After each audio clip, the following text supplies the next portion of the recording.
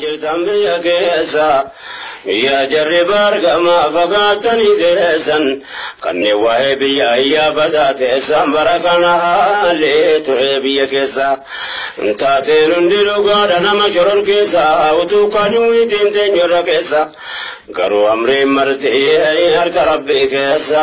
waan argamu maraaf qalaltu murteessa baallamni harkuma isaa keessa umattiin qabdu basharri yaa rabbi imaanii nu jaari khidmaa diinii nu gargaari si kadhanna yaa Allah yaa baari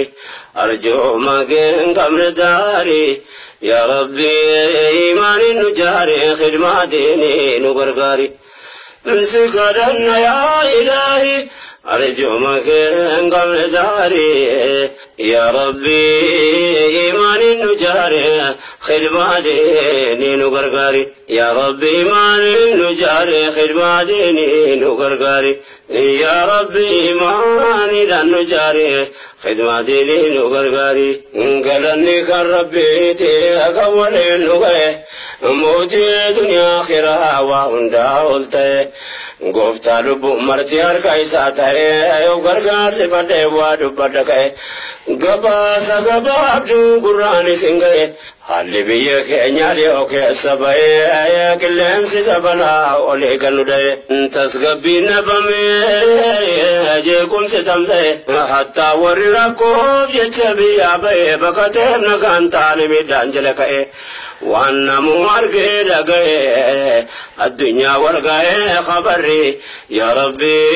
imaanii nu jaari khidmaa diinii nu gargaari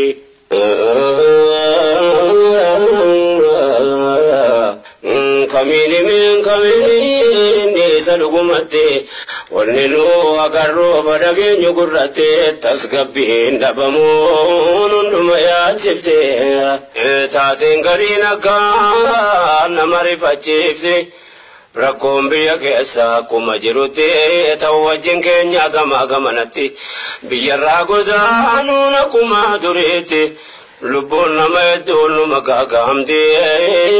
xiqqoo tana keeka dubbii kanarratti furmaan harka rabbii jirti nurkaa bade garri yaa rabbi imaanii nu jaari khidmaa diinii nu gargaari wayita karaa hundaan biyya akkas jeekamu dolli bakka daddarratti gaggeeffamu godaansitti bufee akkuma beekamu numa yaa har'asa itti jaale deemuun biyyoota hambaa keessa fuuldurriin beekamu kan gumaata baariiti kuwama eegamu walirra hammaata wanni dhaga'amu yoom akka hafuun beekamu jajjabaatti amriin yaa rabbi imaanii nu jaari khidmaa diinii nu gargaari gaddi dachaa ta'ee nurraa cimfagaanne miidhaan godaantota rasin dhaabbanne kan nu ammaan dura waa xiqqoo dubbanne biyyarraa baqateef nageenyan arganne yaa Allah sitti baqanne rahmata keetiin ati nu furi yaa rabbi imaanii nu jaari khidmaa diinii nu gargaari maddi rakkoo keenya furamuu dadhabee taateen bara kanaaf nama qabee dargaggoo baay'ataa gadi amleen cabee akkasuma baay'een rakkina dadhabee kanaaf sanaan qabu wayitu wal qabe jiraachuuf godaanee jiraachuu dadhabee dubbiin yamanirraa dhiyoonu dhaqqabe biyya ofii fuuca beekaa takkaataa dhabee namoota baariirraa fi achi dhaqqabe gareen huziyyoota qabe hidhii namoota harkaa bade garri yaa rabbi imaanii nu jaari khidmaa diinii nu gargaari ummata hidhaa keessa taa'u qaamame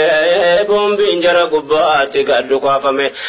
ibiddi samiirraa gadi tarjaafame miidiyaa gurguddaa wanni gabaafame nama namummaa qabu qalbii turaafame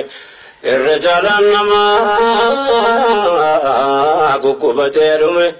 foon ibiddi